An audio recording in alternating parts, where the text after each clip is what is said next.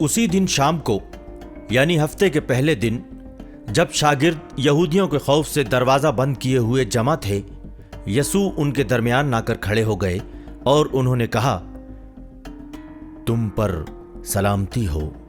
और इसके बाद उन्हें अपने हाथ और अपनी बगल दिखाई।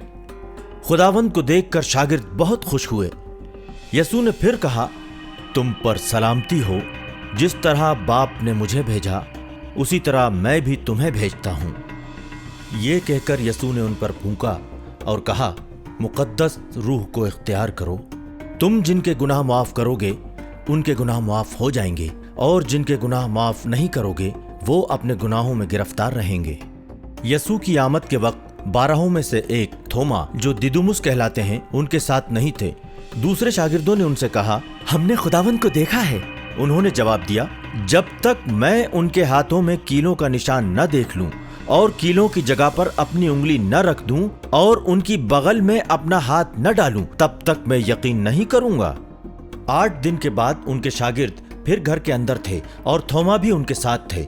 दरवाजा बंद होने के बावजूद यसू उनके दरमियान आकर खड़े हो गए और बोले, तुम पर सलामती हो। तब उन्होंने थोमा से कहा, अपनी उंगली यहां रखो, देखो ये मेरे हाथ हैं। अपना हाथ बढ़ाकर मेरी बगल में डालो और मजीद शक में न पड़ो और एतिकाद रखो। थोमा ने जवाब दिया, मेरे खुदावंद, मेरे खुदा। यसू ने उनसे कहा, क्या तुम इसलिए यकीन करते हो क्योंकि तुमने मुझे देखा? मुबारक है वो जो बिना देखे ही ईमान लाए।